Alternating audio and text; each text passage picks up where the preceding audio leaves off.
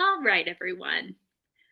We are talking about Onyx Storm chapters 20 through 40. And might I just say, some of the most satisfying fantasy I've read in a hot second. I loved this section. I loved it. There were so many things I loved. I was like laughing out loud. I screamed. It was a whole thing. It's a whole thing. Yeah, it was a really good section. Like they went on like adventures and were going to different locations that we hadn't been introduced to at all, and like Mhm. new characters. And yeah, it was a good section. Yeah, there was like several big twists slash Kind things. of a crazy cliffhanger that we ended on unintentionally. Like we just picked these chapters because it was like a third of the book each time, and we ended. I kind of liked the spot we ended. I also hated that I couldn't keep reading, but I know.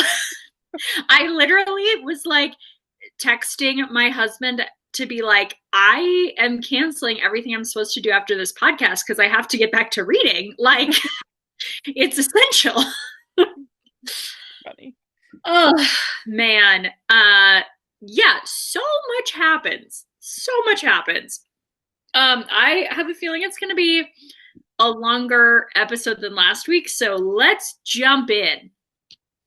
Yeah. Once again, I have just a couple bullet points, basically like 3 or 4 for every chapter. Um, that's gonna summarize, and then we'll just talk about anything additional that we want to cover. So yeah, chapter 20. What a freaking banger of a chapter to start. Oh my gosh. I was reading this chapter in front of other people. Like other people, I had a group of people over who were all playing board games, and I was sitting at the table to be social, but reading I was just reading Onyx Storm, and I was like cackling out loud. Oh my gosh. Okay, so the first thing to note that I can't believe has not come back in the next 20 chapters is I bet I that, know. yeah, Rita can freeze water inside the orange. Yeah, and seemingly that he might be able to do that inside people, and we've gone 20 chapters and nothing new about it. Like, it better Yeah. come up in the book. I'm gonna be so annoyed if it doesn't come up the rest of the book. I literally, my comments are, this is once again, Amy, you won't be like, what? Because you haven't watched Avatar The Last Airbender. But for the internet, I just immediately went to bloodbending. That's what I thought of. Oh my gosh. That's a really intense episode from Avatar The Last Airbender. So the Gotcha. implications are huge. I believe it. I mean, it Ugh. it seems like an insane power. And also, apparently other ice wielders can't do that, which I just have lots of questions about all of their powers because they have like these common powers. But it seems like everybody's could be different, and like we've been questioning if Violet's is really lightning wielding, if there's more to it, and it's like, how do we know? We don't know, it seems like. No, no, Um, I yeah. nothing. And to be like, so many of the people in their crew now have 2 signets. Mhm. I do honestly, I could see people being annoyed about this because all of a sudden you're making everyone in like Violet's squad, quote unquote, like super overpowered comparatively. But whatever. I'm just here for the lore. I'm Yeah. here for the vibes and it's good vibes. So yeah, Yeah. I'll say that. Um, okay. I just have to say this quote out loud, which had me cackling from chapter 20, which is Violet to Markin saying, "You have the credibility of a drunkard and the integrity of a rat." Yeah, I loved that moment when she called out Markham. Oh That my was great. gosh. Oh, I screamed, I cried. It was so good. That entire meeting is so good. The entire meeting, like, this is really like, I feel like the first time we saw Violet really leaning into like she's a badass and she needs to own it was in um the trial with what's her face, Aura, whatever, who's dead. Yeah. Um and now like this is kind of the second big moment, and I feel like we have some others like kind of towards the end of the section she's like questioning again, like does she even want this, like she shouldn't have this, but we'll get to that then. um but yeah, Violet continues arguing and basically is just the sassiest she's been in the entire series so far in this chapter, and I loved it.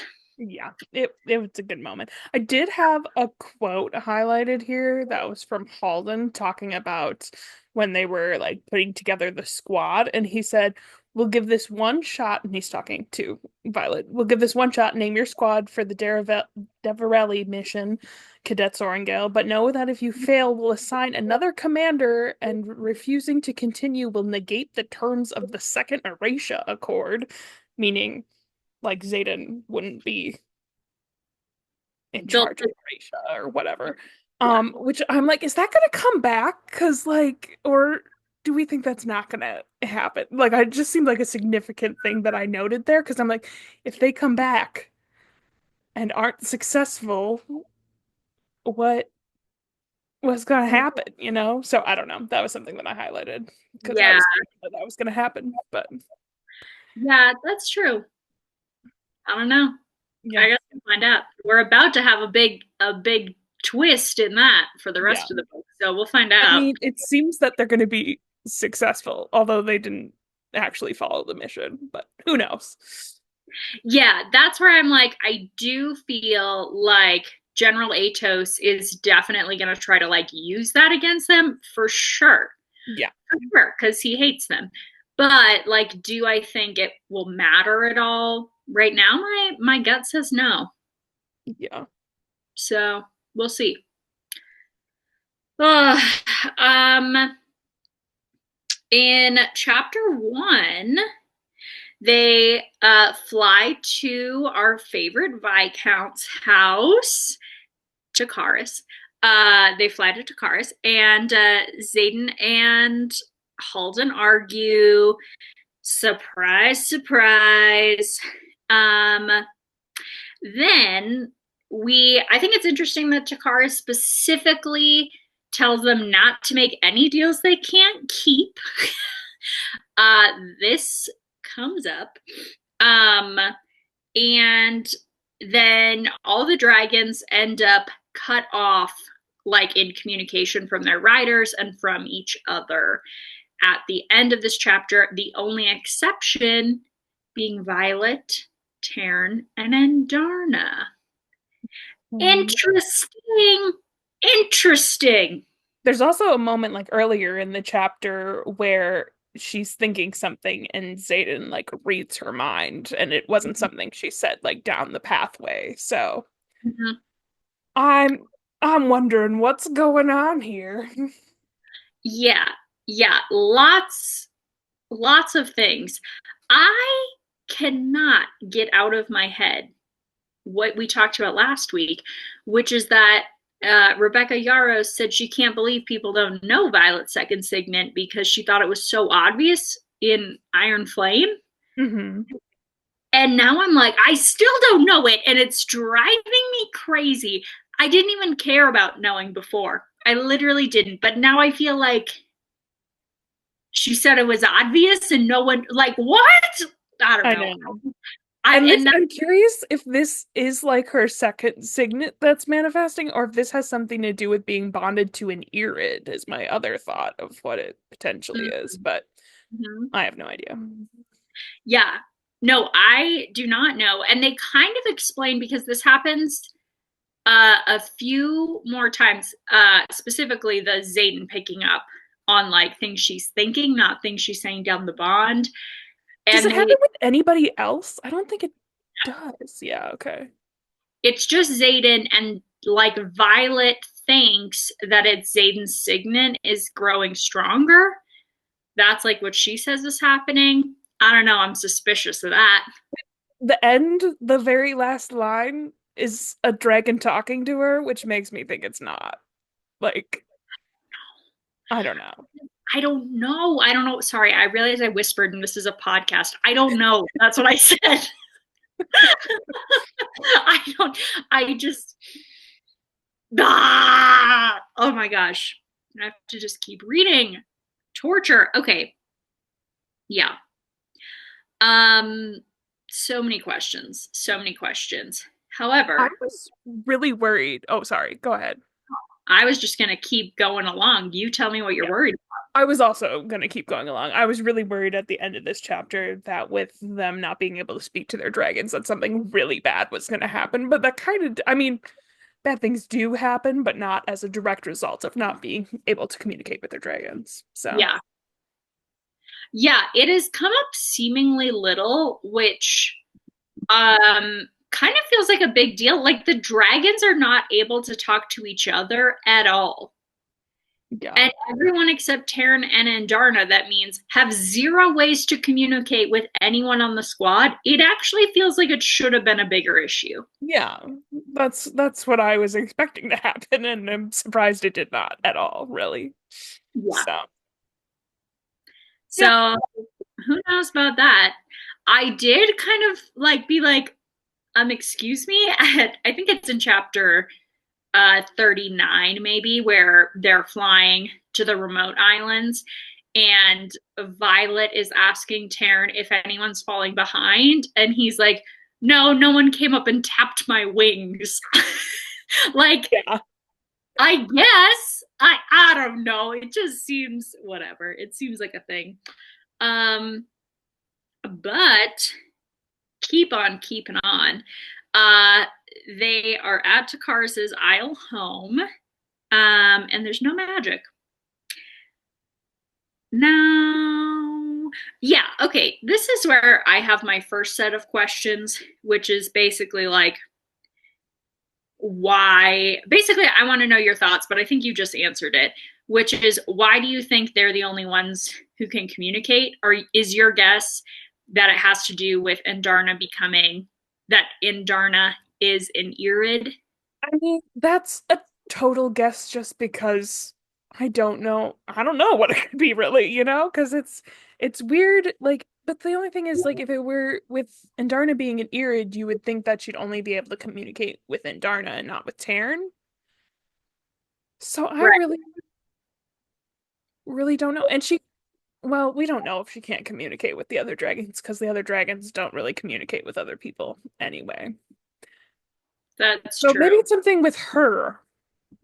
I don't know. What are your thoughts? Yeah, I do think this is something with Violet. I was thinking it had to do with like Violet has two dragons, so somehow something, I don't know. I don't know, fantasy, put in insert fantasy thing. So she has the capacity to hold more magic. So is this something with her second signet? Is this, I don't know. I don't know what it is. I don't I'm know gonna what it be is. really annoyed if we don't get an answer in this book, which I could see us not getting an answer. So, Yeah. oh, I mean, we waited 3 frickin' books, 2.5 books for an answer about Zayden's mom. Ugh. Okay. mhm. Uh, keep on as we keep on going. Chapter 23. I thought this was sweet. Zayden is so happy.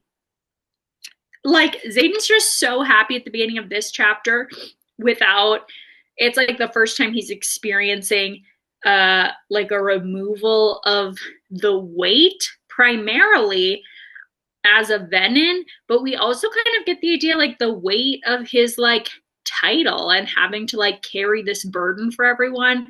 And it feels like the first time he's able to like let that go a little bit.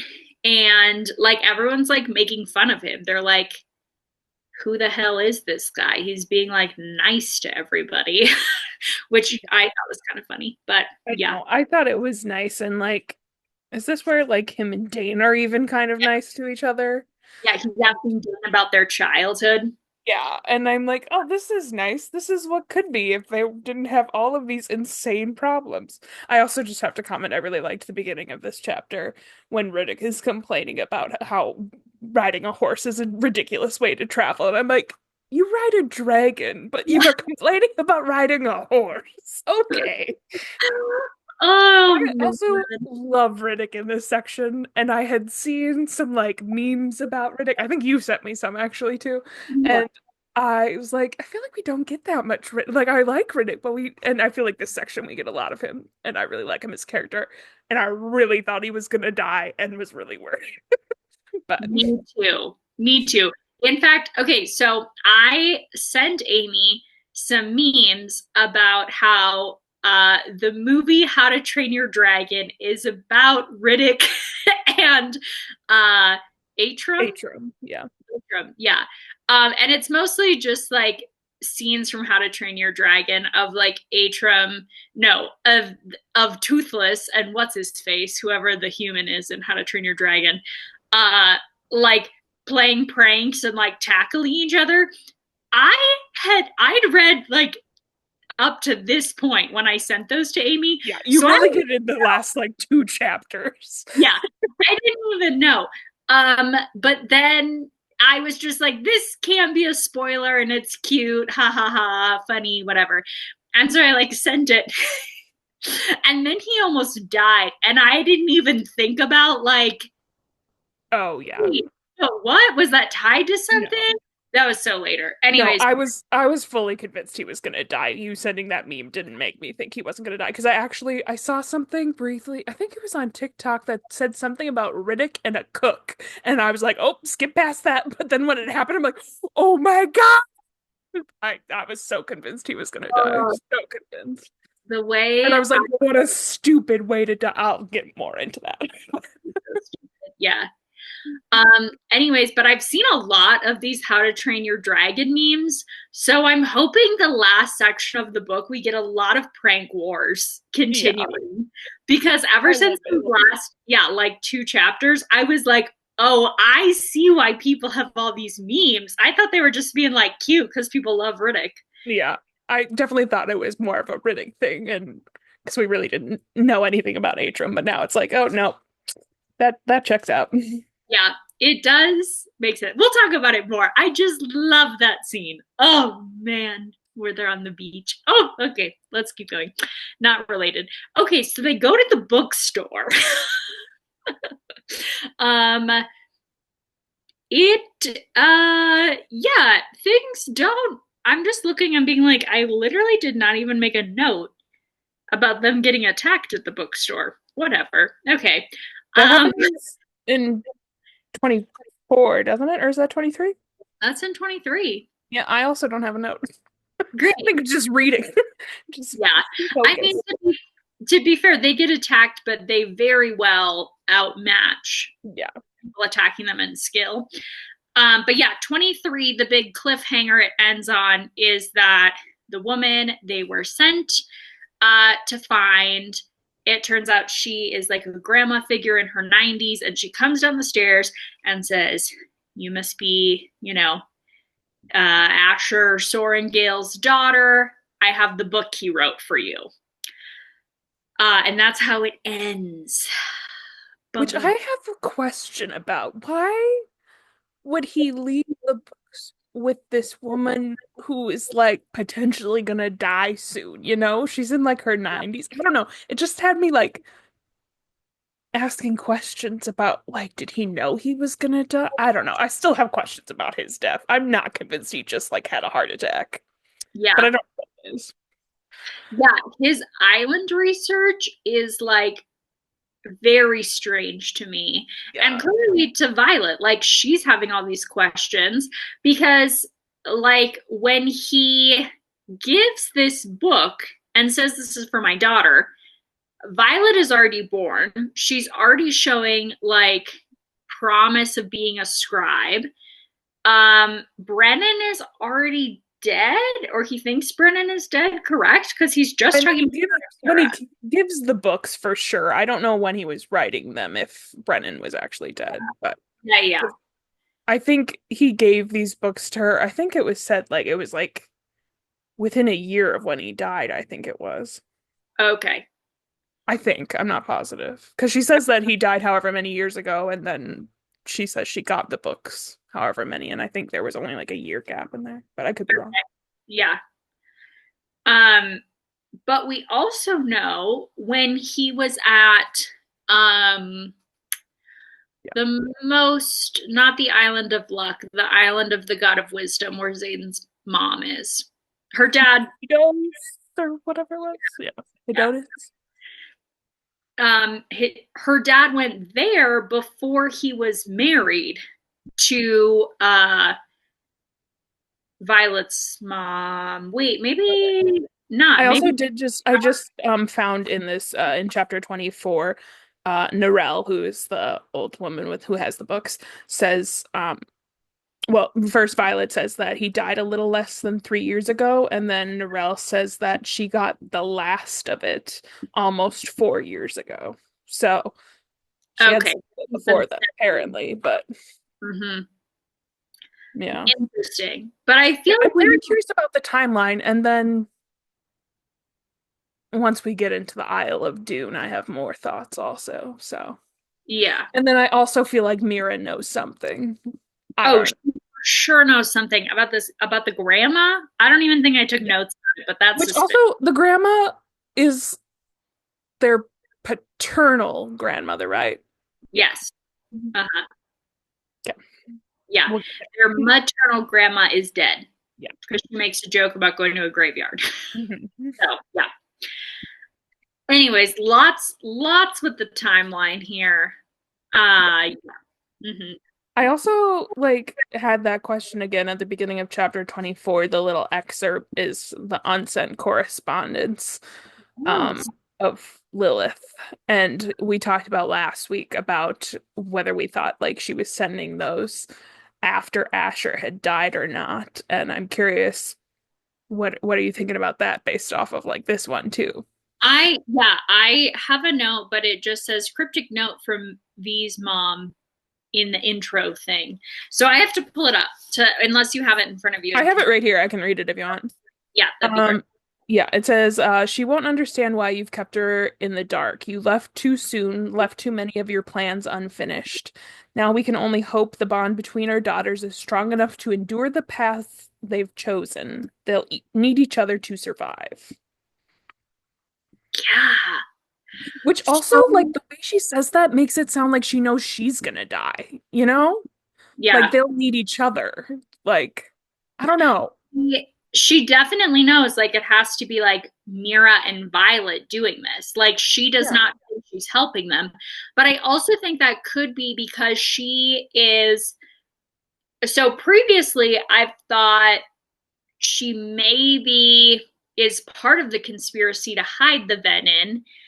Now in this book I feel more like Lilith was actually acting as kind of like an undercover agent, like being part of the military but working towards it, because Violet's dad, like Asher, is clearly highly suspicious and against the government, and he says like you can trust your mom, in the letter. Yeah.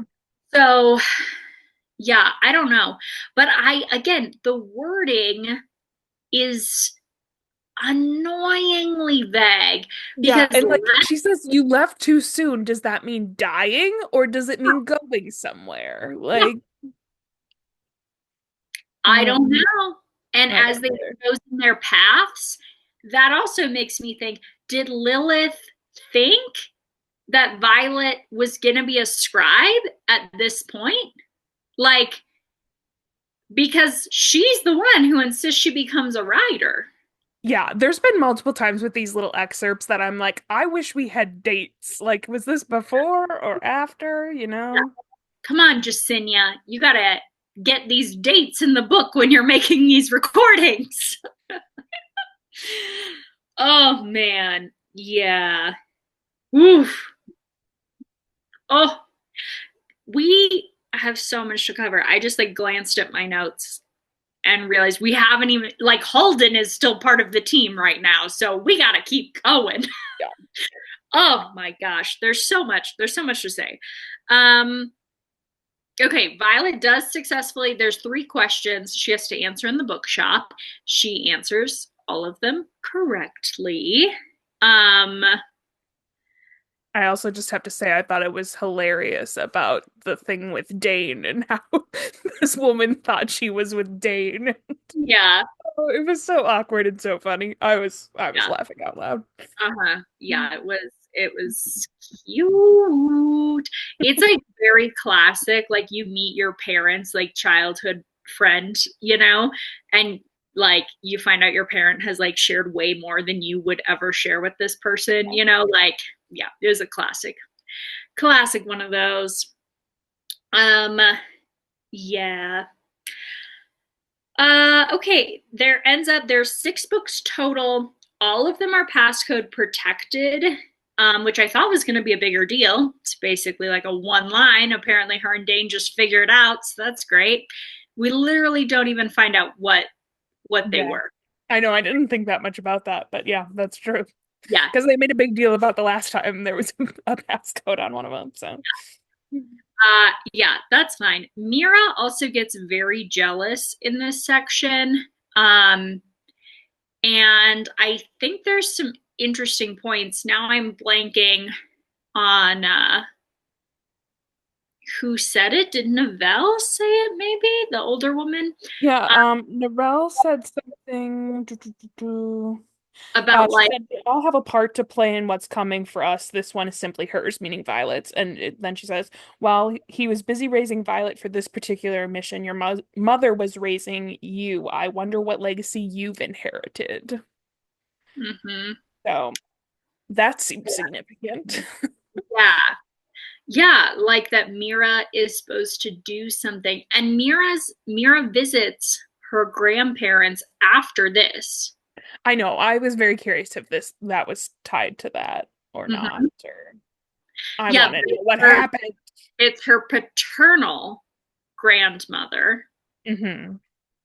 There's a lot. Who I is, also noticed later on, or maybe we did get it previous to this too in some of like those excerpts, but Asher has a different last name sometimes, yeah, which I also have questions about because that seems unusual. So is Sorengale Lilith's given last name then? Do that's you know? what I think. So Yeah, that's that's what I what I was saying assumed. before. And then I was like confusing myself when we started talking about something else. But when they're on the island of the God of Wisdom, the H1 that Hmm. yeah, whatever. They call him the other last name Hmm. at that time, but here she calls him Asher Sorengale. Hmm. So my assumption was he was at the other island before he was married. And then I was like, wait, does that mean did he take Lilith's last name? Because we also talked about this in book 1 of Sorengales are always riders.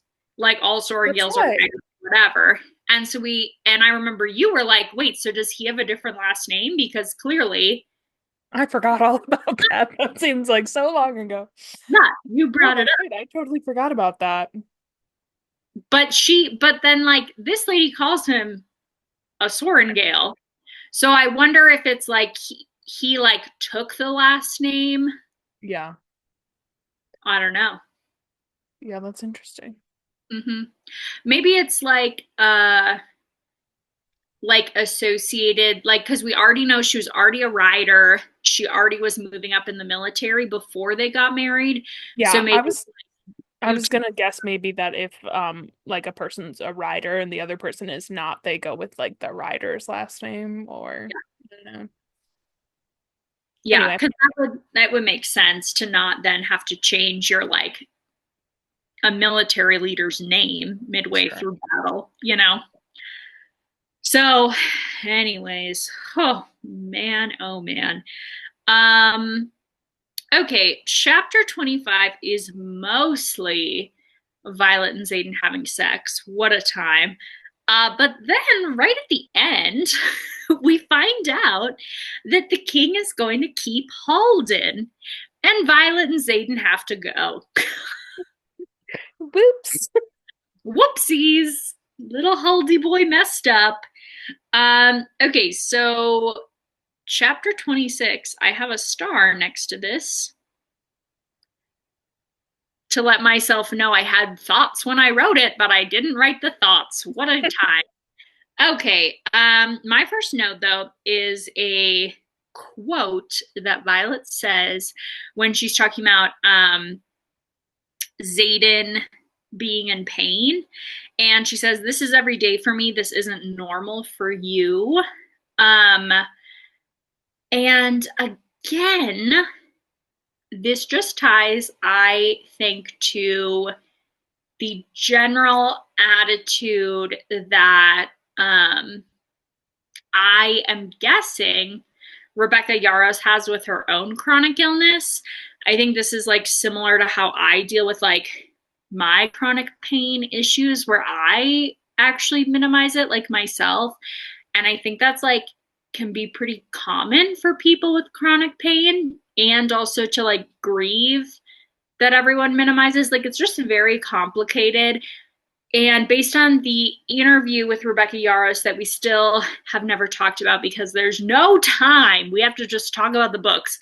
But she talks a lot about in it basically realizing that, you know, some of her most impactful parts of the books have been going on book tours. And the first thing she asks is for everyone with chronic pain and chronic illness to raise their hand, and seeing how often like half of the room she's speaking to does, and just how that's like the most meaningful part of this whole experience to her. And then she goes on to say that essentially, even though she wrote a book that in a lot of ways is like trying to advocate more for chronic illness and people with chronic illness, or maybe not advocate as much as like just bring awareness, you know, that she did such a bad job advocating for herself and her own chronic illness that informed so much of this book, and talks about like insane book tours and being like so sick she was like on the floor and just having to like swallow a ton of pain medicine and get out there anyways because she sold all these tickets, and like she felt like this huge pressure from publishers and all this stuff, right? That's basically like her explaining the irony of this situation while also justifying it and explaining why there will be a much larger gap after Onyx Storm. And she's taking a break and she's doing less tours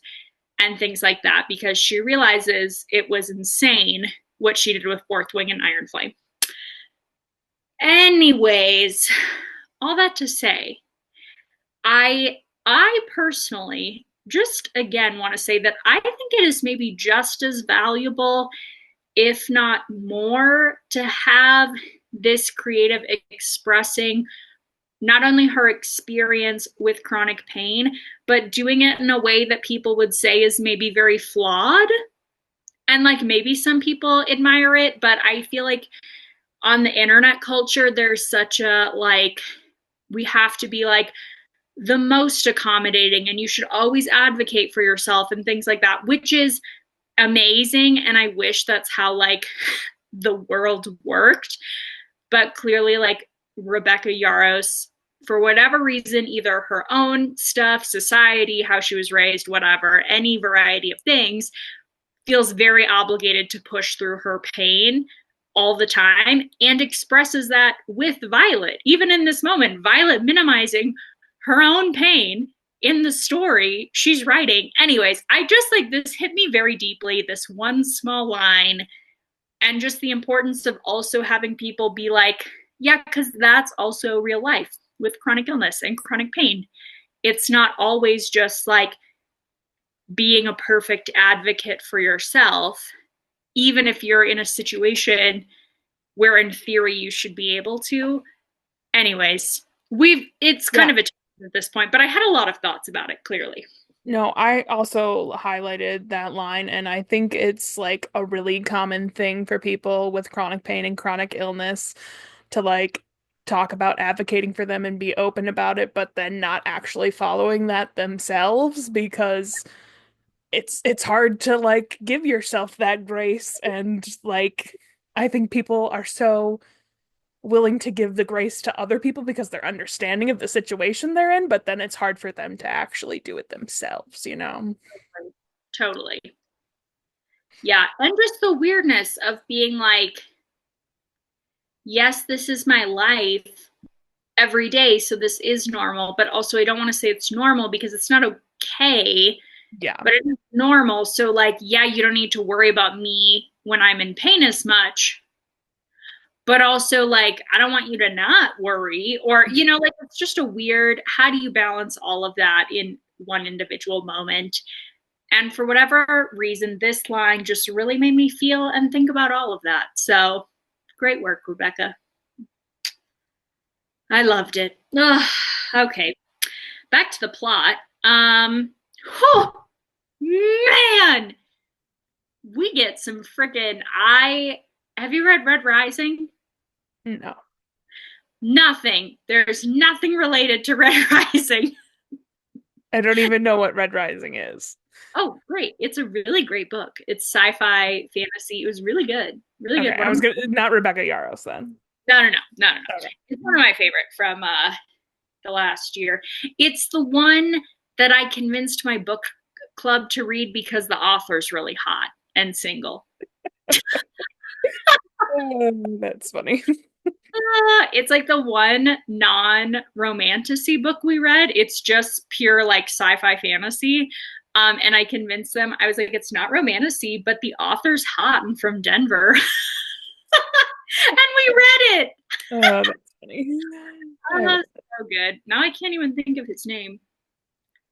Anyways, whatever. That's not important because, again, we're not going to talk Related in any way. why I thought of that. Hopefully, someone out there knows the line I'm trying to draw. But Cortland freaking stabs Holden in the hand. Oh my gosh. This was so good. This was giving Game of Thrones. It was giving a part of Red Rising that we can't talk about. It was so good. Oh. Yeah, it was Everyone. crazy. I did not know what was going to happen at any point here. I just think this is where I'm like, this is her. I think it's her most well written book. Like, this, it's so good. It's so good. Oh my gosh. Okay. Yeah, Cortland. I'm all over the place. I'm so excited and so tired all at the same time, everyone. Cortland stabs Halden, and then is basically like, you little baby, like, it's fine. I didn't stab through a muscle and I have an excellent aim. Like, Yeah. I like how he's so chill about it when the fact that he stabs him because Holden is like talking about like what he was doing and how he was negotiating and that he offered something and Courtland's just like it was not yours to offer and stabs him in that moment. I'm like, and you're just acting like that was so chill. Like, no. Yeah. Portland's crazy. oh, I'm man. curious. We gotta see it again at some point, I figure, but Yeah. thanks. I will just say, I suddenly am thinking about this idea that I feel like every aisle is like a different mental disorder. I mean, it's kind of true. They're all based on the different gods, and all the Yeah, gods have their problems, apparently. yeah, they're I all like did a little I cringe. was quite excited about all of the aisles being different gods because I had marked that and we talked about last week about Yeah. how I was like, these gods have got to come up. So right now I have one tab that's sticking out further than all my tabs, which is where they're talking about all the gods so I can keep track of which god is which. I literally have a note that says, I wish I had Amy's list of all the gods right now so I knew what all this meant. Page 140. Great, great. Now everyone can reference. Oh man, oh man. Yeah. Okay, so I thought that was the craziest part. But what in the name of Game of Thrones? It gets crazier. One, uh, the blade that he had promised is the blade of Eritrea, so it is technically Zayden's. But we don't know more about it than that.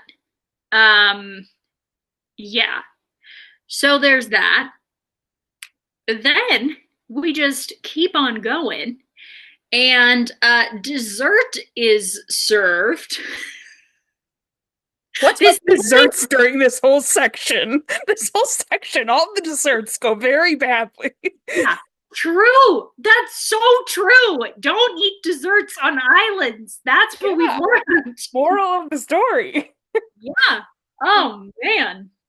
um yeah, so dessert is served.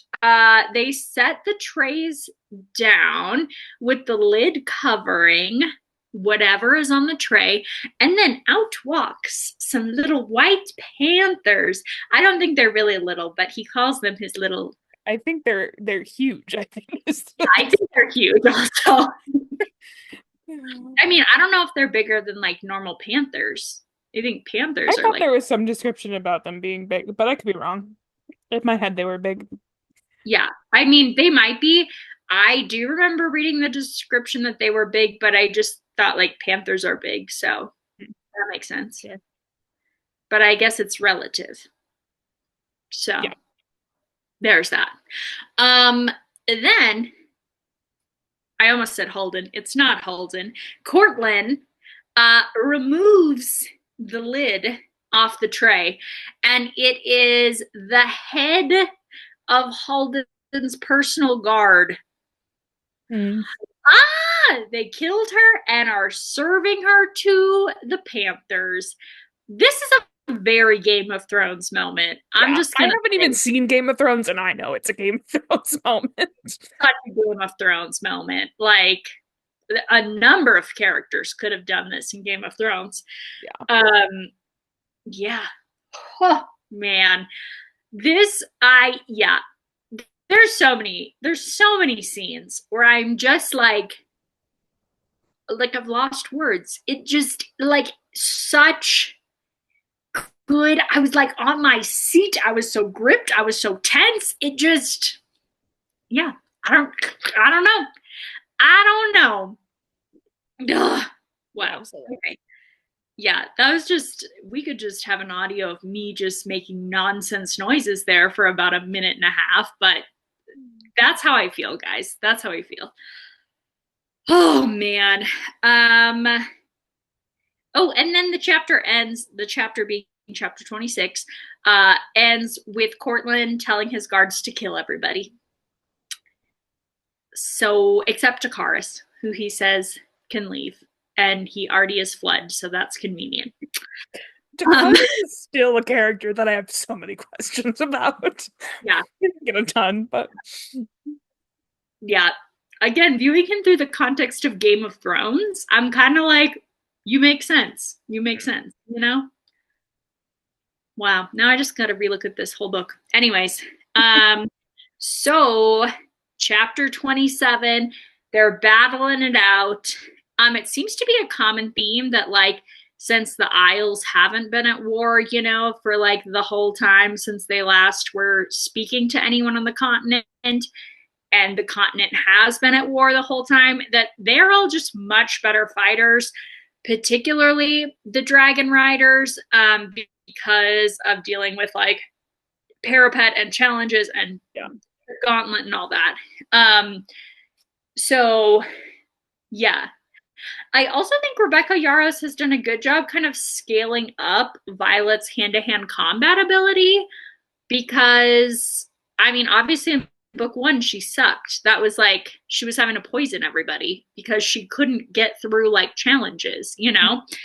And like now she's fending off like 6 guards at once in this section, but I feel like they've scaled it pretty well in a way that feels fairly believable compared to the genre, you know? Yeah, and they do talk about like with the Griffin Riders and stuff about like how hardcore it is at Basgiath compared to even with the Griffin Riders, which is on the same continent. And then when you look at the Isles that don't have these kinds of conflicts and things, it makes sense that she is more skilled now. Yeah. And that, I mean, we get the descriptions. I think it's after this, but we already know from earlier in the book, like Violet is then spending every free minute she has running, training with Imogen, training with her Signet. You know, like she's like working out nonstop too to Yeah. like get better. So yeah. Anyways, I just think like compared to a lot of the cliches of the genre, this is done really well in this book. Yeah. Because a lot of the times they get better just kind of like, oh, they've been doing this a while. They get better, but they show that Violet actually puts like effort into it, you know? Yeah. So I do like Yeah. that. Yeah, I feel like normally fantasy characters like move up in skills like D&D characters like Hmm. you completed an exciting moment from the book. Move up to your next level. Yeah. Improve your spell slots, you Yeah. know? Like it's not like we don't get all the descriptions of them training most of the time. Or it's like one section of the book is them training and then they're great, you know? Hmm. So yeah. Um okay, they battle. We get to this place where Violet is injured and Xaden loses it. He then channels using some like stored power in some, now I'm just confusing all the fantasy books. Atrium? Nope. What is the name of the metal that can store the powers? The conduit Nope. or The conduit is the what? alloy? Alloy. It's I think the just conduit's made of alloy, isn't it? I don't know. no. Alloy's the thing in the special daggers that can kill the Right. venom because they can put their own power into alloys so they can like store alloys. The conduit Oh, but is the piece of alloy is from the conduit, it says. either way. I Yeah, was anyway. thinking of alloy, but I just kept thinking of all the different metals in the Mistborn series instead. So that's helpful. Wow, we're bringing up all the boy fantasy books today. I mean, there's no such thing, and I hate that discrepancy, but also whatever. Yeah. I realized I haven't read that much fantasy, and that most of the fantasy I've read has been romantic fantasy, and I want to read more non-romantic fantasy. Anyway, that's a whole other tangent. Yeah, I'll tell you, I had not either. I mean, I barely read even like the romantasy books until last year. But then last year I made a big list of what were like really famous fantasy authors. And then started going through mostly in order of just what sounded interesting, like anyone's TBR. But specifically what like my brother and husband had read. And Brandon Sanderson, I traded. They each picked a Sarah J. Maas series to read, and I picked a Brandon Sanderson series to read. So we did a cute little trade. Anyway, yeah. So, um, yeah, Zayden channels. Wow, I feel like we've just gotten distracted so many times, but because of excitement, so it's been more on track, kind of. Anyways, Zayden channels. I oh my note says Zayden channels taking the touch her and you die trope a little too far. But yeah, and basically wipes out everyone, um, everyone, just everyone, and that's the end there. Um, then Violet is able to take over the negotiations with help from our sweet baby friend Darna, who is small enough to sneak right in. I've done this gesture a few times on the video, so you're welcome, everyone.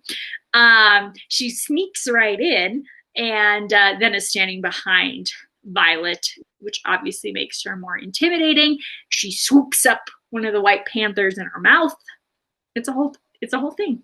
So I yeah. also lost it just before that, where Halden says to Xaden, "Way to fuck up the negotiations, Ryerson." And I'm like, you have the audacity to say that right now? Are you kidding me? Like, nobody would be here if it wasn't for you. Yeah, it's so dumb. Holden is an idiot.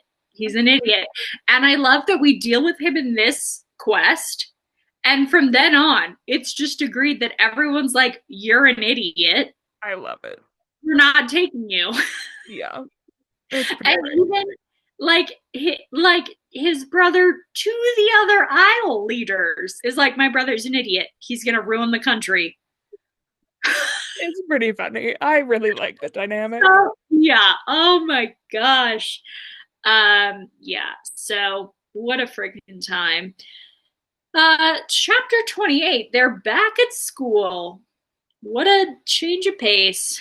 Um, I think that's part of the reason that I like this section more is because they aren't at the school as much. hmm, Which obviously in Iron Flame they aren't there as much either, but like you can tell it's leading back to going back there versus this. It's like they have a lot that they have to do in these aisles. So I don't know. yeah, I like that part. But yeah, yeah. Yeah, again, it's just moving out. Like it's the Isles is very like leaning into the fantasy, the lore, the history, all they've been those. leading up to the aisles for so long. Since the first book, I've been like, what's up with these aisles? I'm Yeah, still annoyed. I'm annoyed that the map doesn't show the aisles, but I also get it because there's some mystery around them and we kind of learn as we go on more about them. But yeah. I yeah. wonder, okay, I don't have a physical copy of Fourth Wing, but if anyone knows, send us a message. Um, I want to know, like, is the map being updated every book? Because I can actually check. I have the digital copy show has the maps. uh Sorry, I'm turning my head sideways to look at the map on my computer on my Kindle. I'll do it in solidarity. Now I know. Yeah, so the map is there, but it's not as detailed. Oh, I'm scrolling. Oh, I'm scrolling. And it's kind of hard to read. Oh God, where to go? Um, it's like the same map, but there's just less labels on it. Or maybe the same labels are on it. I look so ridiculous right now. No, maybe it Okay, is the same. all right. It'd just be cool if every book, because every book we're learning more about the other continents than if it like was increasing, like zooming out, that'd be cool.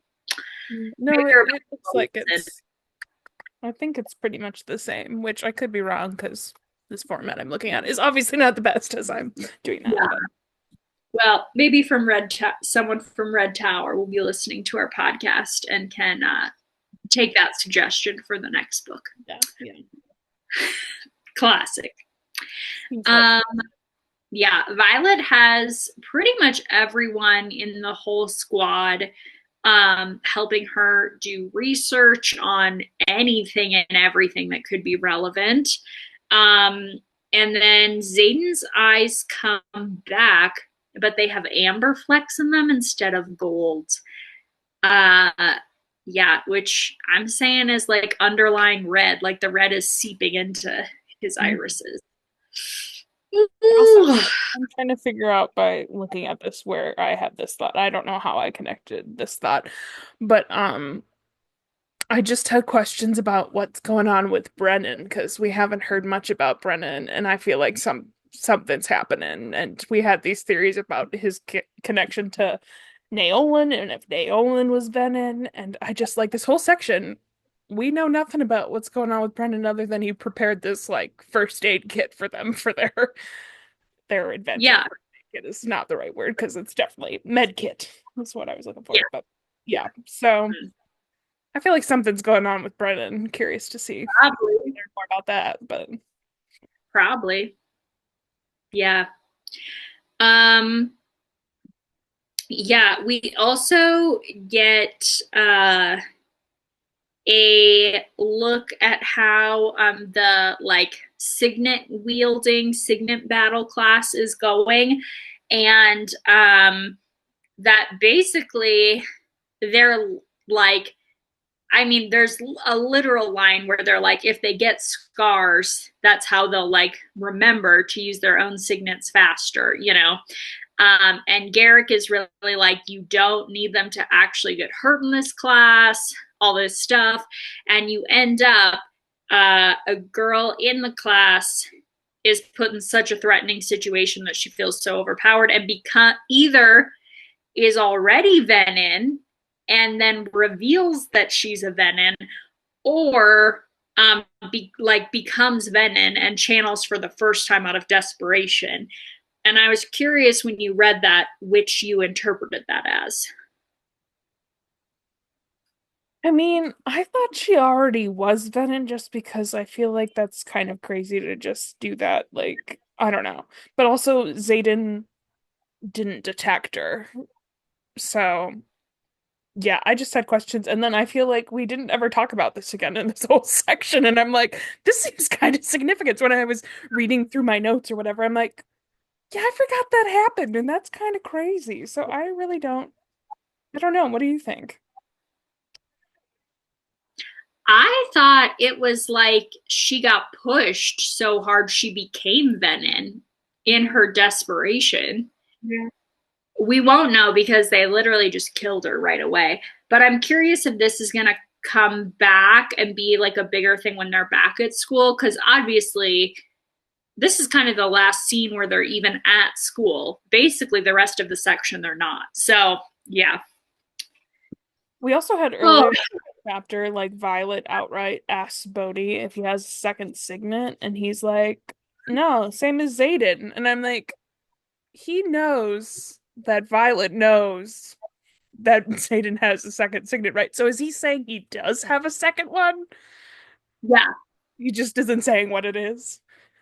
Well, I was like, is it like same as Zayden, like he's some form of intrinsic? Yeah, I didn't even think about that, to be honest. Or was he saying same as Zayden, I don't have a second? But then why wouldn't he just say like same as Garrick or whatever? Because as far as we know, like it's pretty like kept under wraps that all of them have a second signet. Anyways, yeah, it was a little bit of a confusing section, but I was curious. I wasn't like, oh, obviously he's Yeah, saying like he has the same as Aiden. I just thought, oh, I wonder if he does. yeah. Anyway, I was just curious about that because I'm like, that seems weird that she directly asks, and he is like, nope, don't have one, just like Zayden. And then that doesn't come up again. I don't know. But it's Yeah, just gonna be another surprise, I guess, to see what Bodhi's is. But yeah. It was weird because like yeah, like if they were in a group that was safe enough for her to directly ask, then why wouldn't he have directly answered? yeah, But maybe it's like a following protocol thing, like he just none of them are allowed to say or something like that. I don't know. yeah. Who Well, knows? there's also a moment in this chapter where we're led to believe that Sloane has a thing for Dane. So Oh that's yeah, interesting. that's very interesting. Yup, I didn't even yup, think about that that, happens. but that also seems insane because I was like, am I reading this wrong? Like, is she like, because it said that she like flushed or something, and I'm like, and I read it as like her like being into him, but then I'm like, oh, is she just really pissed because essentially he is why her brother is dead. So that seems a little complicated, but anyway. Yeah. Cool. I mean, more complicated situations have resulted in romantic interest in this series. So who knows? Is this also where we learned that Sloane is refusing to yeah, she's refusing to train in her signet because she Mhm. doesn't want to just cause death? Yep. Which she says to Violet, and she's like, would you, if your signet just caused death? And Violet's response is more like, I would to like protect people or whatever. But like, I was like, isn't violence just to cause death? What other sources are you using lightning on people? Yeah, I also had questions here because I'm like, Violet essentially did that when she first figured out her signet. She didn't want to use it. Like she talked about that, that it was just destruction. I'm like, I feel like you could have had a more meaningful conversation here with Sloane, but Yeah. Or to be like, mine is, but I use that destruction to save people. Like, yeah, but instead she's like cryptic and is like, would I? Would I avoid training? yeah, You, yeah. yeah, It's I a don't know. weird moment. I didn't quite get what the thought behind that was, but Yeah, yeah, yeah. So, chapter 9 is when they decide they're gonna go against. Did you have something you wanted to add I was before just gonna that? say, chapter 29, the little excerpt thing, it says Second Lieutenant Asher Daxton. Daxton is his last name. That, All right, there we go. but Yeah, yeah. yeah. Again, interesting, Mhm. interesting. Um, yeah, And this is specifically an excerpt that's about the Isle of Dune. So presumably, if he went to Dune, it was before he was a Soaring Gale. But we don't know that for sure. But yeah, yeah. Hmm. Okay. Um. So, what was I saying? I don't know. Oh, they decide they're going to go against orders and stay at the islands because they realize they don't have enough time before the other wards are going to fall to like go to an island, come back and report, go to an island, come back and report, and that they're just going to spend too much time. So they decide they're going to go to the island and then go to all the others and not come back in between. and they replace Art or Holden with Arik. Holden. And They do. Holden, surprisingly, I feel like it's kind of a nice moment before they leave where, I mean, he figures out that he's there and there's a lot of shock and whatever. But then Holden like just says Violet's name and she's like, I won't let anything happen to him. And he's like, I'll hold you to it, all of you. And when I read that, I'm like, oh, that sounds like he's gonna die now. But it was a surprisingly nice moment because they clearly don't have a good relationship, but he obviously still cares about him. So that was interesting. But Yeah. Yeah. Oh, yeah. I I had seen something about Arik on the missions, and so I thought Halden was gonna die earlier because I thought then they were gonna like have to replace him somehow, sure. you know? Yeah. So I thought that was interesting. That no, Arik chose and stepped up, which makes so much sense. Makes so much Hmm. sense. This is where we then um, find out that Mira went to see her grandma, and then they wake up on an island to a man threatening them. Yep. At the end of the chapter. Yeah. I know. I'm really curious what Mira knows. Yeah. Yeah. And she's so cryptic. She's like, she won't tell Violet. She's like, you have to go see her yourself, which makes me think it's bad news. Yeah, and then she also has this bracelet that's mentioned, which I feel like it wouldn't be mentioned if it wasn't important, but I have no idea what it is. So, Yeah. So she talks about, Violet says some vaguely familiar looking knots. And we know that Zayden gave her the book of knot work to help her prepare for runes. yeah, So I wonder if it's like tied to a rune of some kind. yeah. I don't It also know. it says that it's a beaded bracelet that looks like black tourmaline. I don't know if that's a real thing or not. I have no idea what that word is or if we know what that is, but I think that's like a gemstone. is it okay? Yeah, I'm pretty sure. I can look it up. It It's sounds like it, but yeah. I'm real curious. And I did have a note here. I'm like, does Mira know that Violet is like part venom or something crazy? But I'm like, that seems hard to believe that she would know something that big and not tell. I don't know. I'm real curious. Because we Mhm. also learn, is this where she talks about her visiting their grandma and that they were, Violet was under the impression that their grandma stopped, like, wasn't in contact with them after her dad got married, but it was really the other way around where her parents stopped communicating with her grandma. Correct. So, Yep. lots of questions. hmm okay, so yes, real stone. It is the birthstone of the month October. What a time. It comes in lots of colors, but basically every picture is like a magenta-y pink color.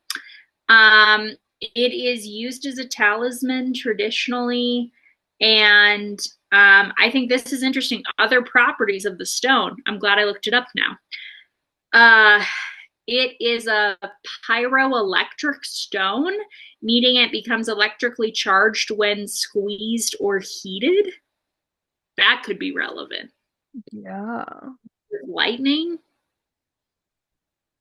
deep theories now. We just got Oh, to keep it right along because we could just talk about those implications nice. more, and it might be nothing. Yeah. So, I guess if we're jumping into chapter 30, um, basically they convince. I don't even have a note on which aisle this is. This is It's June. okay, yeah, it's the combat one. Yeah. So they convince the man that they are going to do combat to prove that they deserve the meeting with the queen. Um, but we know pretty quickly, and Darna's family is not there. So we've got that. And But then, I'm pretty sure a dragon shows up at some point. I don't know if you caught that. We'll get there. We'll get there. I think that's the next chapter. okay, Mhm. interesting. No. Now I'm curious based on how chapter 40 ends. Yeah, we'll get there. Yeah, Okay. yeah, Yeah. I have So thoughts. the this chapter ends on the climactic note that everybody has silver hair in this. Um Which crazy. yeah. Is chapter 30 the beginning thing talks about not being allowed to dedicate your children to certain gods, or is that the That's start of 31. 31? Okay, great. Because I had a note on that. I'm like, what does that mean? Like, and I did question if Violet was dedicated to a certain deity or something, if that's what was happening. Or I also had the question if her mom was like while she was pregnant or something, or I don't know. Well, they talk about, yeah, okay, chapter 31. That's where we are. Um, yeah, so one of the quotes in here as they're like preparing for this battle by combat is like the priestess character is asking Violet about her choices, and Violet says she was going to say her mother like forced her in, but then she realizes like she's chosen this path too. And so she says, no, I chose it. And then she says, then it's a good thing we didn't complete your dedication, and then cuts her arm and shoves her into battle. Yeah, which I did forget Um, happened already. So I'm guessing that we also see earlier that there is a girl who has the exact same hair as her, where it's at the end. So maybe that's when your dedication isn't completed. But also, what does that mean that it wasn't complete? I don't know. Lots of questions. yeah. And does that mean that Violet, as like a baby or child, was brought there to Yeah, that island? I'm Does that assuming that it that does. that was my assumption, but it could be maybe the priestess went to their home. I don't know. But it says, do you not yearn for the temple? Usually the touch creates such longing that you can't help but return. So that makes it sound like she's been there before. Yeah, I also did have a question that it's talking about this woman looks like she's at least 75 years old, and then it says, how long would it take for such a tattoo to fade that to the point it's unrecognizable? Because she has a tattoo of Dune on her forehead. And then it says, my stomach lurches into my throat. There's no way, and then it cuts off, and we never come back to that thought. And I'm like, is she implying that she thinks she's like immortal or something? I didn't quite get what her thought there was. I don't know either. But Or that they like tattooed babies, and is Violet making the leap that they were going to dedicate her as a baby to Dune?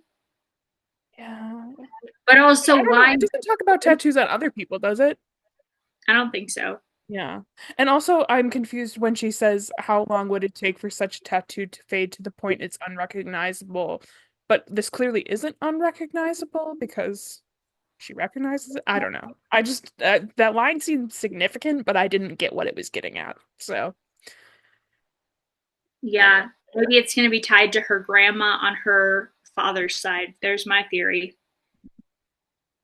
But I'm Like a also curious because this is dedicating to Dune, which seems much more related to her mother because Dune is the god of, right, you know? right.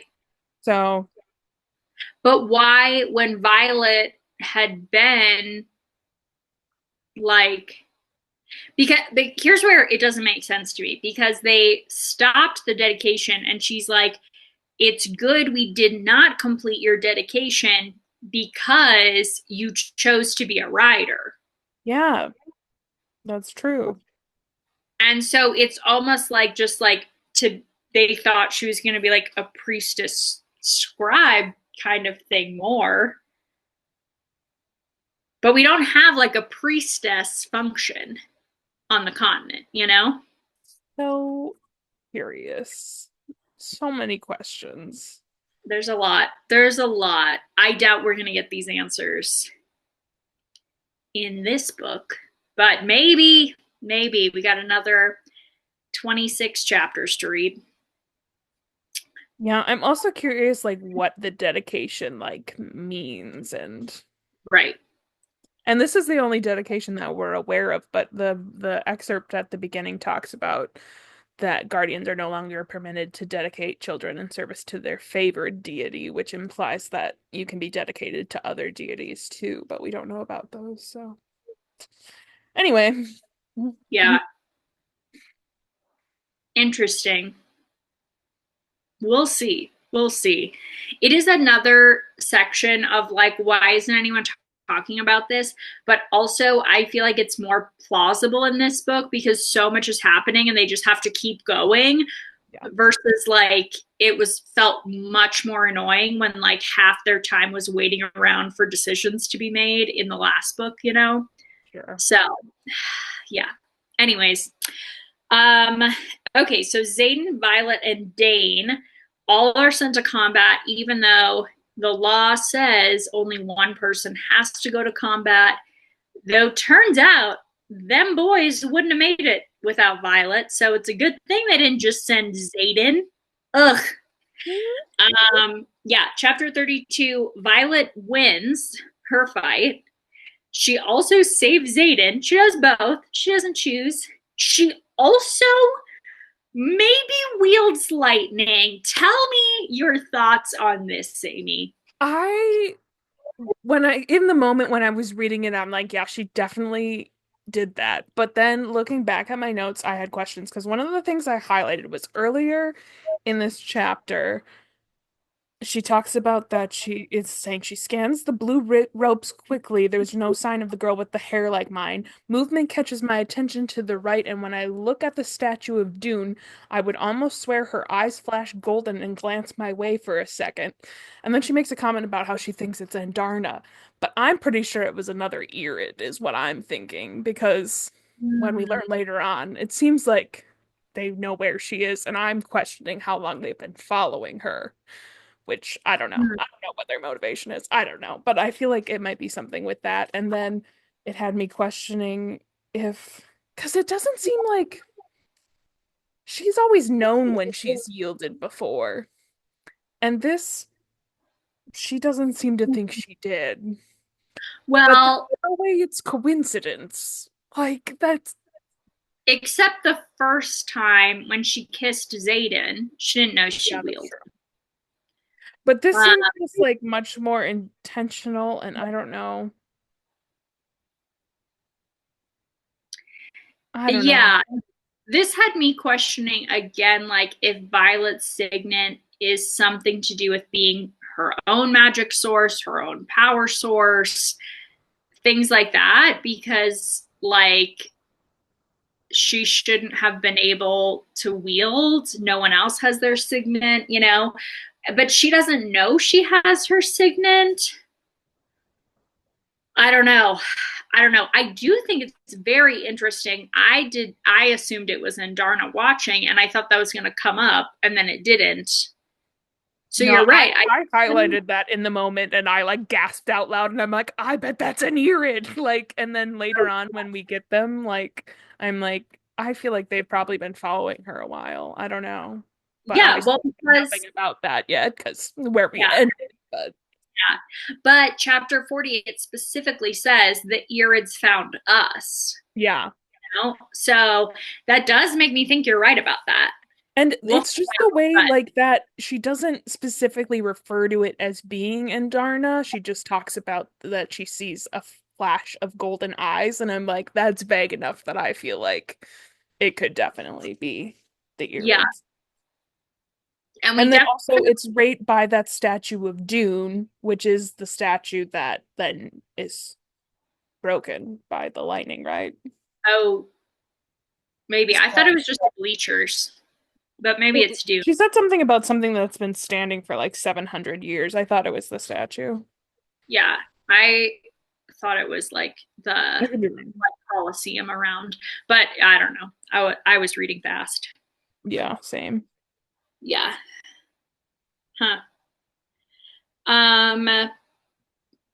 Well, just to continue, while you're either looking for that or just to continue, Yeah. um, we find out then that Violet actually fought the Queen, dun dun dun, and won. So, that's big. They have an audience right there. She's like, "Nope, we're not going to be your ally. Nope, we don't know where the other dragons are." And Violet finally is like, well, just tell me your price. Like, what is it? And she says, we want what every island wants. We want dragons. And she demands 12 eggs. And Violet then yeah, no, this is this chapter. Violet makes the connection that she thinks her dad's research about the feather tails is not that they want them for some special power, but they want the feather tails because they think they're more malleable. Because it's clear they're like, you guys let your dragons be too independent, and so we won't make that mistake. Which also just makes me like sad to think about what would they do to the baby I just dragons. can't get over how ignorant they're being about it. It's like you know nothing about dragons and you're just assuming that since they're baby dragons that you can like get them to do whatever you want. Like that just seems so stupid to me. Like I Yeah. don't know.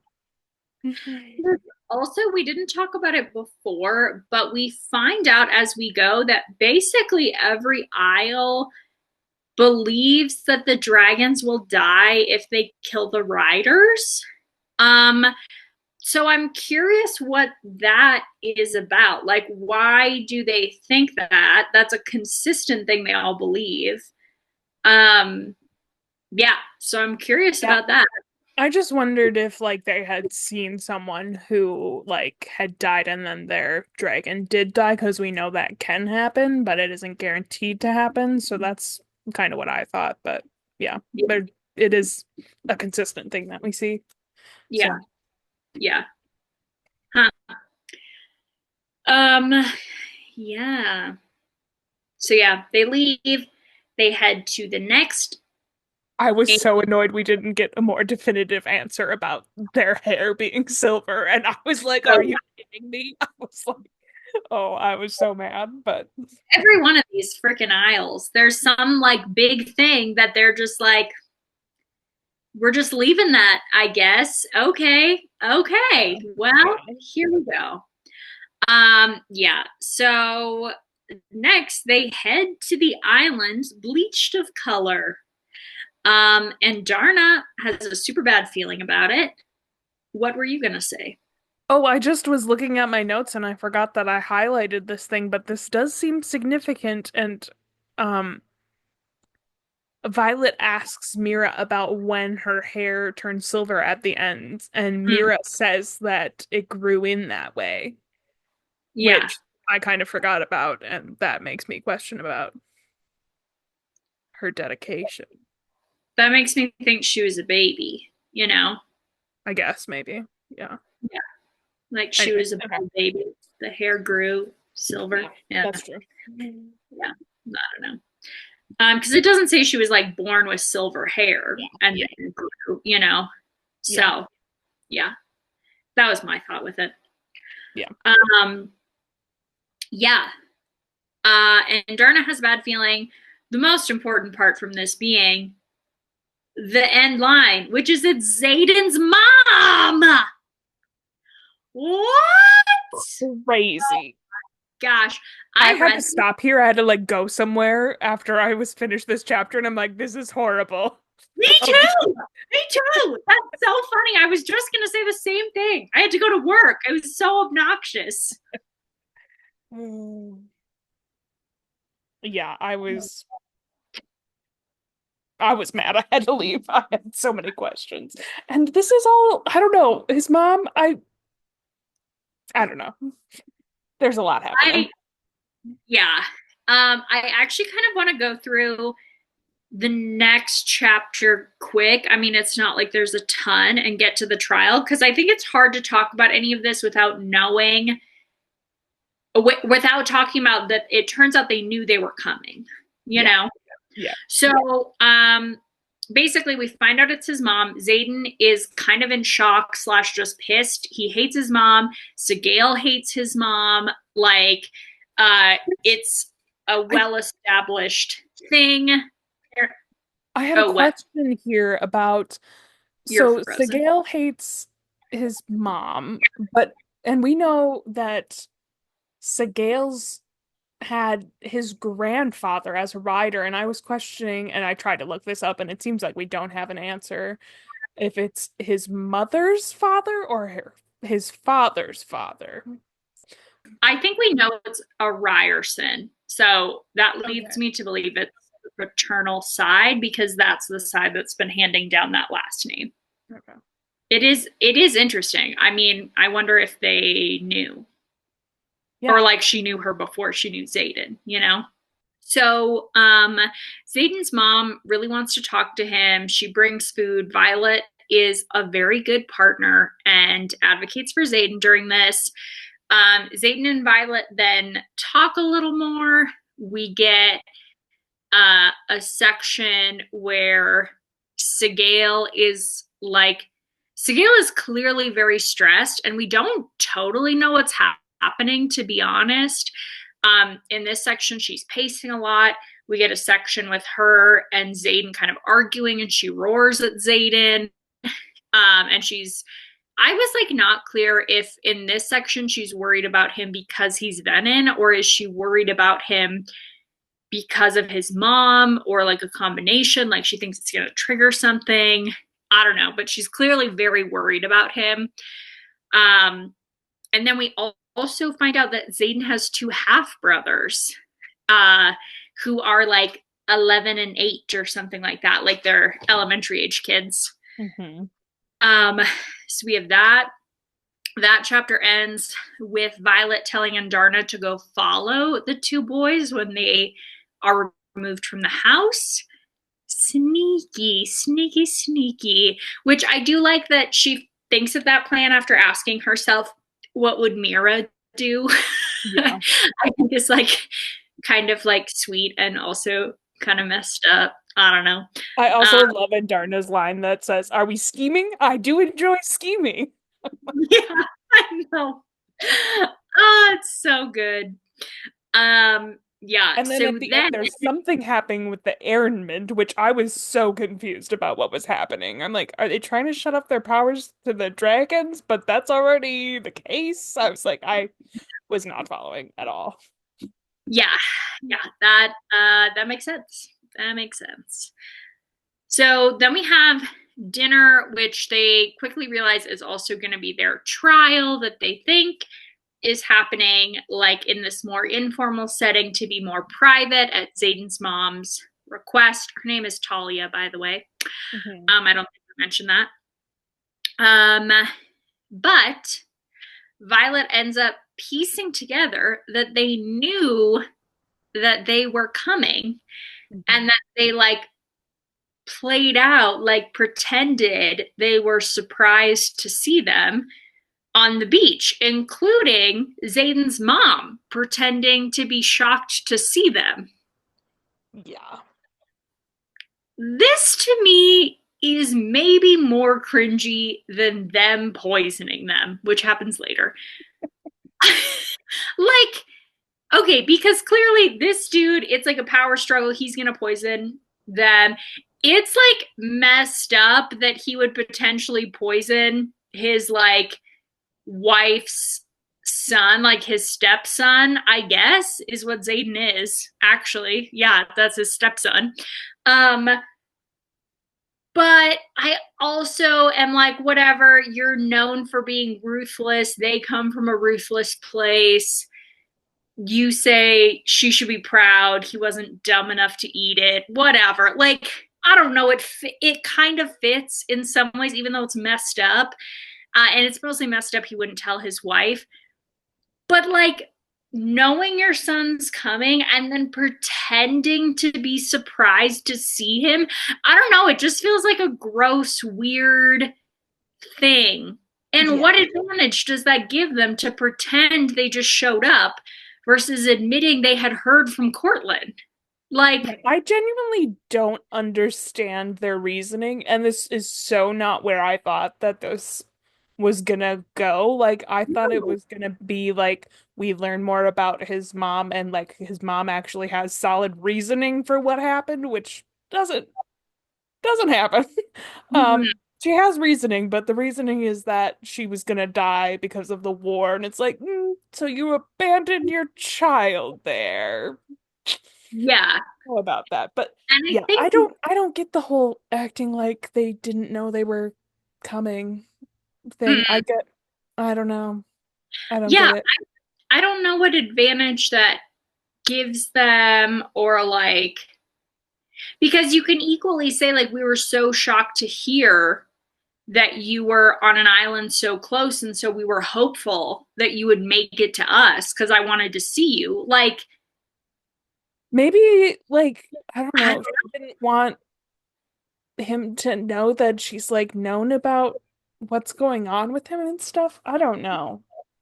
it just seems weird to me and it seems weirder than the messed up trial so I yeah. also have to say in this chapter, I, my first comment on this chapter was about when all of a sudden they're talking about Xaden and Violet potentially getting married, and I'm like, what the fuck is happening and how did we get here? Like, I And just that they, part was so funny to me, and like Mira was grinning, and like Garrick was suggesting they hyphenate their names, and I just lost it at that. I thought that was so funny. yeah, I actually thought this was more like I thought this was the direction that they were gonna say Zayden's mom went because she's clearly justifying that like a contract marriage to secure power for 3 years is no big deal and she's encouraging Zayden and Kat to do that and to like have a kid and then for Kat to go on her merry way and get married to whoever she wants and for Zayden to be with Violet. And I thought this was maybe trying to be like, this is really how their people think and like feel so fine to her. I mean, I think obviously we did get that because she didn't seem to think that there was anything wrong with it. But I'm also like, how do you not think there's anything wrong with it when clearly your son has a lot of issues from that happening? Like, so Yeah. Yeah, And you I don't still know. left your kid in a war zone Yeah, hearing their father had been murdered. And like she left Zayden when he was 11. How old was he when the rebellion happened? yeah, I can't remember. I He's don't. either way, he's like a teenager, like, yeah. We Yeah. also, with this chapter that we learn, I'm sorry, I'm just looking at my notes and where I tab things. Yeah, we learn that they're called Amarallis, that's Yeah. what the continent is called, which is Yep. after Amari, which is the queen of the gods, Mm-hmm. which is interesting that they are no longer referred to as that by themselves, but are by everybody else. Mm-hmm. Yeah. So, Yeah. Yeah. Um, the chapter 35 ends with the realization that they have poisoned Garrick. I thought it's obviously not funny. I was scared Garrick was going to die and Zayden was going to kill all of them, and that was going to be the thing happening at the Isles. But I thought it was funny that Violet is, it just felt like a classic, like, kids' movie scene of, like, the one person being like, I'm clever enough to figure this out. Wait, everyone. And then the other character being like, tastes like home. I've eaten half my cake. Like, it was very much that. Yeah. yeah, And it was I so so funny. knew something was up immediately when they didn't have their forks, but everybody else did. I'm like, really, when the person popped their head and it was like, are you ready for dessert? I'm like, oh, here goes dessert again. Mm-hmm. What's gonna happen? And Sketchy. actually, Violet even says something about like it not being a head. Like, Yeah. Yeah. Uh-huh. oh man. Yeah. Chapter 36 is where most of the chapter is them trying to figure out the antidote. It's a lot of threatening. Violet is threatening um, the main guy, Felice. Phil, Ferris, I think it was, wasn't it? great, sure. Yeah, Zayden's stepdad. So she's Very threatening scary. him. She reveals at this point that she has poisoned all of them. Um, all this stuff, right? He does not care. He's so set on winning, and that matters more to him than them dying, including like his wife dying. I can't get over how quiet and how much we don't hear from Talia in this chapter. I'm like, why isn't she saying or doing anything? Like, I Yeah. just, yeah. It makes me think she's in like an abusive marriage, TBH. I don't know what that's gonna be, but it makes me like very, yeah, questioning how much she just doesn't feel like she has autonomy.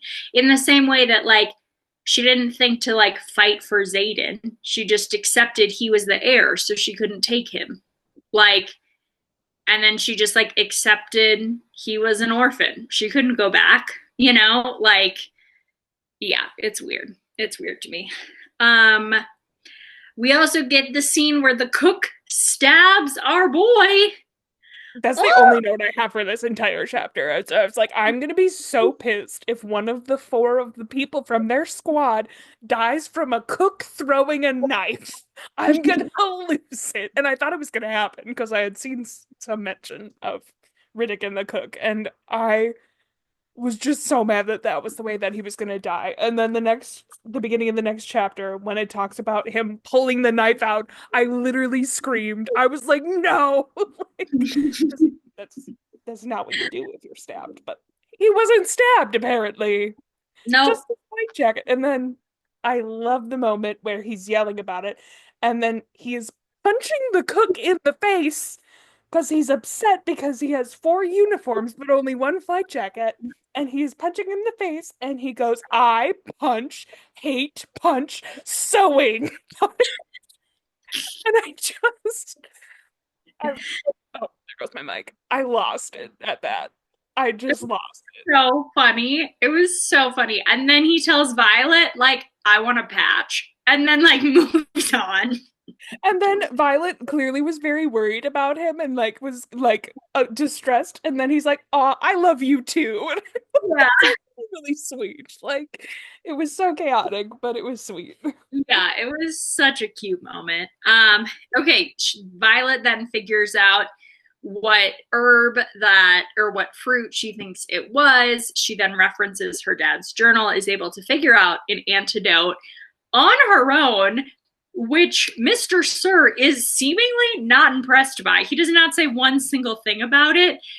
I think because he's leaning into the idea that like he doesn't want her to like beat him, so he won't like concede she's doing anything right. But like that's insane. She figured it out on Yeah. an island she has no connection to, has never been to. Yeah. Anyways, I just think that's wild. I But just don't get that guy. Like I don't get it. yeah, I don't know. yeah, I do unfortunately feel like I know people in my life, specifically some men who are like so determined to be right, like that matters more than anything else to them, like that like aggressiveness and like I have to be correct. And I do think there's something about like if being smart has been your whole thing, and I think especially men, maybe this is like too much of a deep tangent, but I feel like we praise so much about like men being really tough, and then people who can just build their identity just on intelligence, you want to hold that tighter to like be like, and for anyone, but I just feel like men currently have like less acceptable things to have as their identity as teenagers more specifically. So then being smart can be like held so tightly. I don't know. Anyways, I just think it like kind of makes sense even though it's psychotic behavior. Yeah. Psycho. Yeah. Um yeah. Violet outsmarts all of them. She then points out they spent all this time talking about how Xaden needs a strategic like ally forged in blood. And Violet is like, great news, we already have one. This is your son, you might remember. So no problem there. We're allies. Um, and then she pours out the antidote while revealing that Andarna is sitting outside his parents' house where their sons are. Crazy. Crazy. I was a little like, he didn't care at all if his wife was killed, but he cares that much that his sons were killed. Feels like a very dramatic difference there, but whatever. Again, I don't get it. Especially, it was also like it was Talia who sent them away, wasn't it? Maybe I'm wrong So though. Talia calls for like a servant person Yeah, and says he wants them at this person's oh, house tonight. Yeah, he said that. Okay. yeah. So she sends them, but she says that's what he wants to Okay. happen. I overlooked that detail. Yeah. There's also a moment, I don't know if this already we're past this. I think we are, where Xaden like freaks out and is like about to kill everybody, and then Riddick kind of steps in and is like, "Oh, we can't kill our potential allies even if they suck," is what he says. Yeah. Um, and Xaden like glares at him, and like Violet recognizes the look and steps in between them, worried that he's gonna do something to Riddick. And I just like flagged that because I'm like, Riddick has to know that something's up, right? Because Riddick does not know that he is Venom. No, It's he doesn't. only like the marked ones that know. It's not even all the marked It's not, ones. yeah. Yeah. Who It's like else that's on this? Like it's Garrick. Garrick's the only other one who knows right now, who's on this trip with them, right? yep. So, and then like Dane also, it says that his eyes narrow, and I'm like, do they know? They know something, don't they? I don't know, but then it's not talked about. So, Yeah. Yeah. Yep. anyway, Yeah. No, I do think that's important, especially because Zayden brings up that scene later, so it is good to mention. yeah. Um, yeah. And I was curious with where we leave off at the end of this section, how it's just Riddick and Violet. Originally, I was thinking that that was gonna come up, but now who knows? Who freaking knows is the truth. Um, yeah. So, um, yeah, Violet outsmarts them. They forge the alliance, quote unquote, and then they immediately leave and go to the next island, which is the god of luck, correct? Mhm. Yeah. And it turns out this isle has magic, just like a faint amount, but enough for them to have all their bonds back and be able to like talk to their dragons and the dragons to each other. Which I was looking back at my notes and had like a note about that, and I am just curious. We didn't really get an answer as to why there is magic there, which No, just want to know. Which I also, when I originally read that, I was like, oh, I feel like the Irids are going to be here then, but I also feel like the Irids have been around for a while, but mm-hmm. Yeah, yeah, um, yeah. So we really only spend the one chapter on this island. Um, Everyone, once again, already knew they were coming, is at this giant arena waiting for them. And they say the queen is happy to have an alliance with them, but they just have to do this. They don't even call it a test, but essentially a it's test. festivities, Callie. Festivities. This whole chapter, I'm like, this is just like a big cult on an island. What is happening? Like, it's Crazy. kind of terrifying. Yeah. Um, and so because it's the god of luck, you have to be able to like just accept whatever fate you're given. And that's how it goes. A lot of the gifts are silly nonsense, like a kiss and a box and a broken compass I and have a to say, I felt really bad for Dane in this chapter because earlier on in the chapter, like Arik starts speaking their language and Dane yeah, just like looks like he's ready to murder him, it says. And I made a note there and I'm like, I like how basically Dane has pretty much proved useless this whole time. He's the one person who lost his battle at the Isle of Dune, and now his language skills are not coming to use at all, and then his gift is getting slapped in the face. I just am like, oh God, Dane's having a rough time. But and then how like Violet has to tell Xaden like not to laugh because that yeah, was good for them, and I felt a little bad for Dane here, but yeah, yeah. worse for Traeger. So Yeah, the final uh, gift, quote unquote, is an arrow which shoots through Traeger and immediately kills him. And which he we just straight mentioned up, earlier, but Traeger and Cat became a thing in these last couple chapters. So yeah, my immediate thought was, oh God, how was Cat gonna react to this? But yeah, I thought it was gonna end like that they like weren't gonna pass the test, but yeah, spoiler they do. yeah. Yep. So then I don't know if it's in 38 or 39, but they spend like a decent amount of time talking about like the reactions. This is where Violet is like, I don't want to be a leader anymore. Like, she really is like struggling with this weight. She talks about it more in the next chapter. Um, but yeah, so she's really struggling, but she pulls it together, says thank you. They pass, they get like 40,000 people are going to come to their aid. So it's like a big deal. Like it's not a nothing army, you know. Yeah. Um so that's big.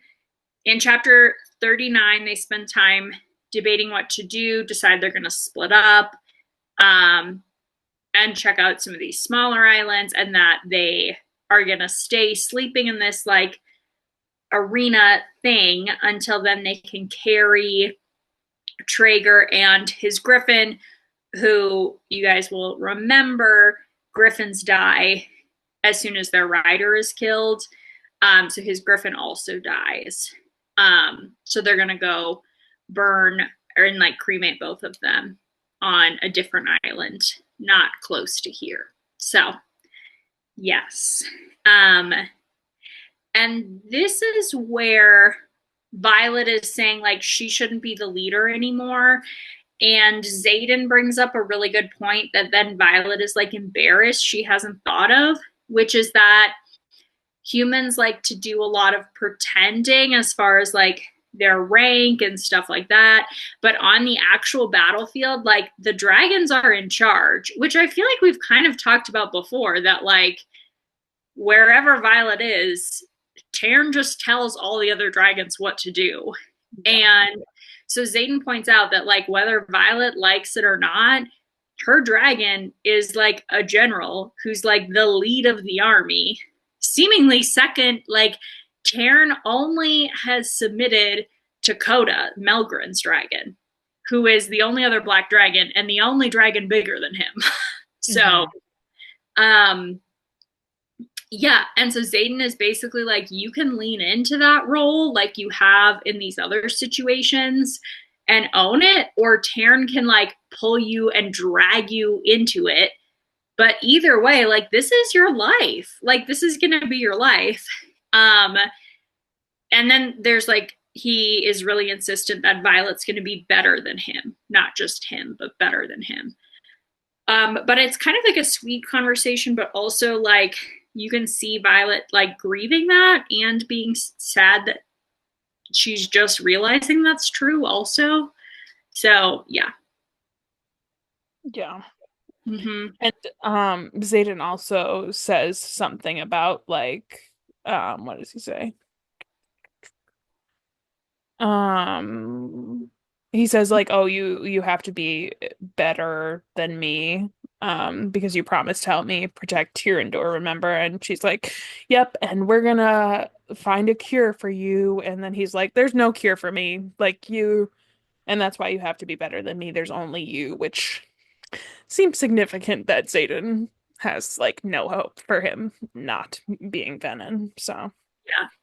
I also was curious, like, if Xaden, like, that line plus him right away being like, lifelong, I'm married to Violet, like, if he's really like, no, I intend to give you this, like, state. Like, I want you to run it, you I know? also we didn't talk about it earlier. I don't remember where exactly it is in the book, but I did make a note of it, but I didn't read a lot of my notes because I have a lot of notes.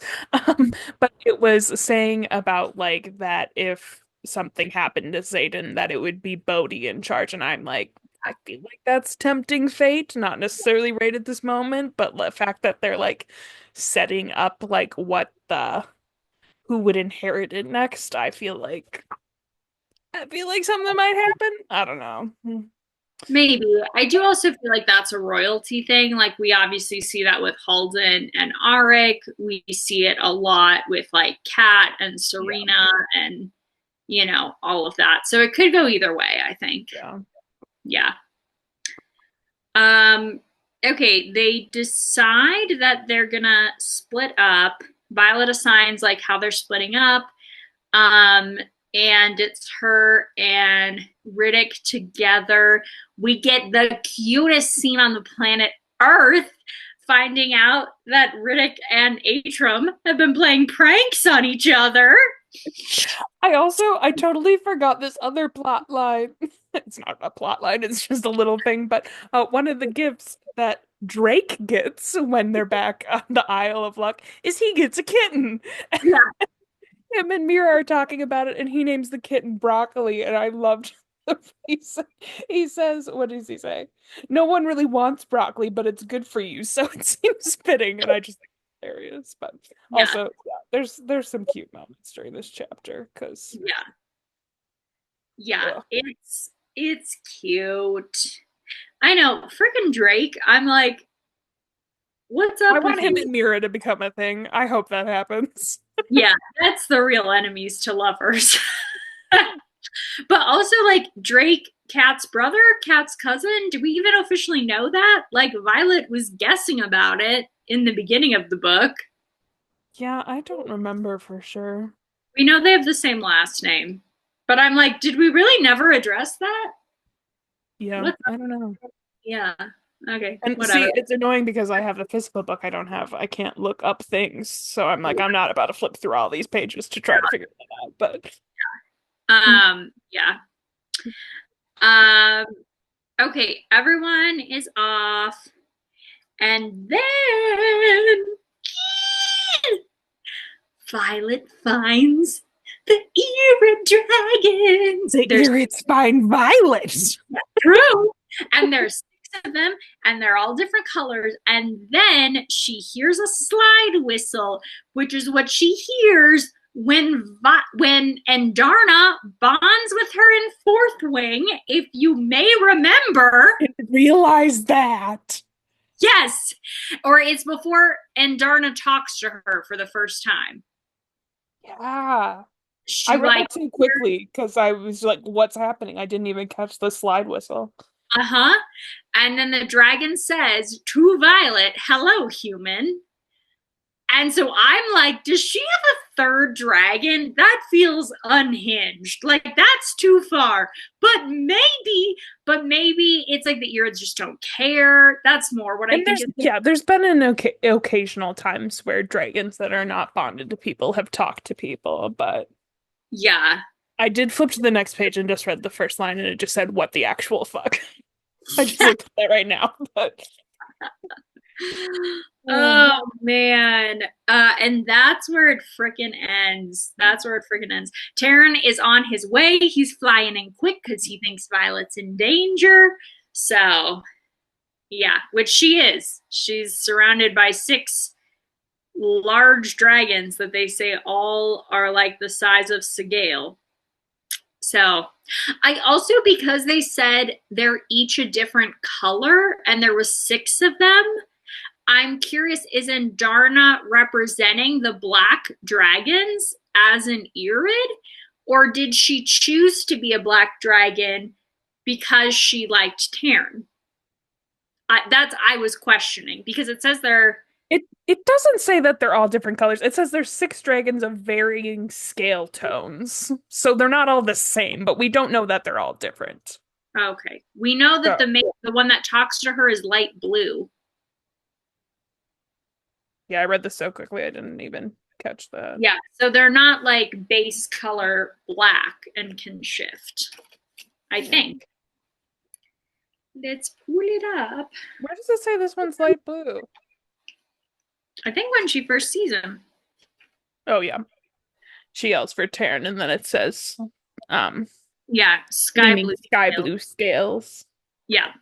I also may have started just as we're sitting here skimming the next page, which is only like half a page. I was just I know we oh, gotta end it so we both can go read more. I know. I can't read more. I have more things I need to do, but I'm gonna have to Tragic. wait to read this, which is annoying, but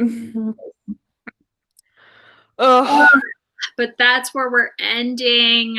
Next week, we're doing chapter 41 through the rest of the book. So we'll get all our answers, slash, we'll find out we're waiting for all our answers next week. So, yeah, tune in to the final episode of that. I feel like at this point, everyone I know either has not started the book yet or has finished the book. I'm the only person going as slow, Yeah, which is crazy that because makes sense. as slow as we're going is still 3 weeks, which for a book of this size is probably normal for many humans, but not for Yeah. this I group. read this whole section other than one chapter yesterday. I read chapter 20, I think like a day after we recorded our last one, and then I read the 20 other chapters yesterday. So It is, I mean, it's like fast paced, so it like sucks you in. Oh man. oh, so Crazy. good. So good. So good. Well, we will leave it at that. Final thing to note, congrats, Rebecca. If you guys didn't see it in the New York Times, They just announced that officially Onyx Storm is the fastest selling book for the fastest selling adult novel in the last 20 years. Mm-hmm. 20.1, I believe, million copies were sold in the first week. So that's Crazy. crazy. Congrats, Rebecca. I hope you get to buy something nice, a nice little treat for yourself, a sweet little treat.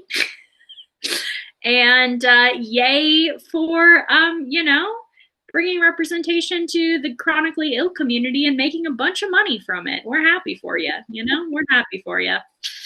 Well deserved break. And also, it's going to be hard depending on where this book ends. I'm just assuming it's a cliffhanger. Both her other books were cliffhangers.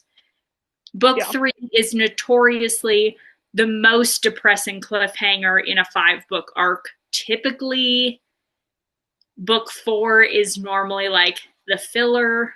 So I don't know. I don't know. We'll see. We'll see. I was just talking to my husband and I was like, can you imagine like if you had finished like thinking about we were just talking about the like insane pace that some of these big fantasy authors are putting out books at.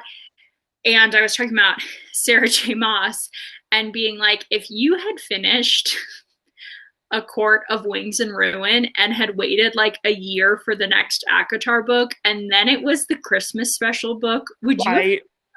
The like novella, I I cannot know imagine. I Because yeah I like liked the novella. I feel like a lot of people hated on it, and I liked it, but I'm like, yeah, I would have hated on it if I was waiting and waiting for a book to come out, and it was that. Like, yeah I heard people were really mad when it came out, and it was like a similar, I mean, different reaction to the most recent Crescent City book, which was also not received well. But yeah, it'll I, be interesting when I read Crescent City to see what my take on that is for like the same reasoning, because I haven't been like waiting forever for it to come out.